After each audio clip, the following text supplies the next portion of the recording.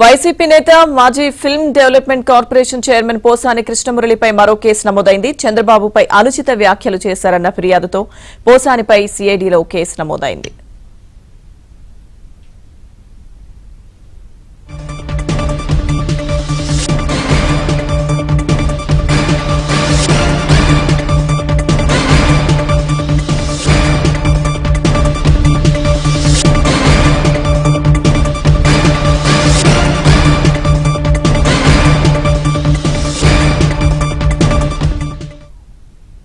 YCP నేత మాజీ film development corporation chairman Posani కృష్ణమురళిపై మరో కేసు నమోదైంది. చంద్రబాబుపై అనుచిత వ్యాఖ్యలు చేశారన్న ఫిర్యాదుతో పోసానిపై సిఐడిలో కేసు నమోదైంది.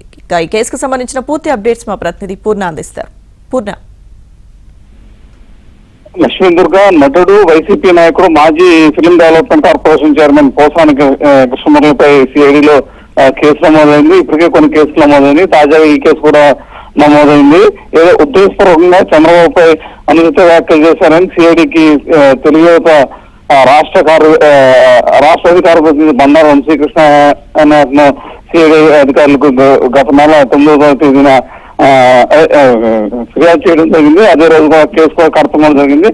దీని మీద సిఐడి అధికారులు కూడా పూర్తి స్థాయిలో దర్యాప్తు చేసి దాని మీద త్వరలోనే యాక్షన్ తీసుకునే అవకాశం ఉందని కూడా చెప్తున్నారు. అయితే ఇటీవల కాలంలో చూస్తే గతంలో అంటే ఈ సోషల్ మీడియాలో కేసుల మీద పోలీసులు కూడా సత్వరమైన యాక్షన్ తీసుకోవడంతో తీసుకుంటున్న తరుణంలో అందరూ కూడా గతంలో ఎవరైతే తీవ్ర ఇబ్బందులకు గురి చేశారో వాళ్ళందరి మీద కూడా కేసులు నమోదు చేసే ప్రక్రియ కూడా కొనసాగుతూ ఉంది. అట్లాగే పోసాని కృష్ణమురళి మీద కూడా అనేక సందర్భాల్లో ఆయన వ్యాఖ్యలు చేశారు. ఆ వ్యాఖ్యలు ఎక్కడైతే తీవ్రంగా చేసిన వ్యాఖ్య మీద బండారు వంశీకృష్ణ ఫిర్యాదు చేయడం జరిగింది. ఈ ఫిర్యాదు ఆధారంగా ఏదైతే సిఐడి అధికారులు కూడా కేసు నమోదు చేసి దర్యాప్తు చేస్తున్నారు. లక్ష్మీ.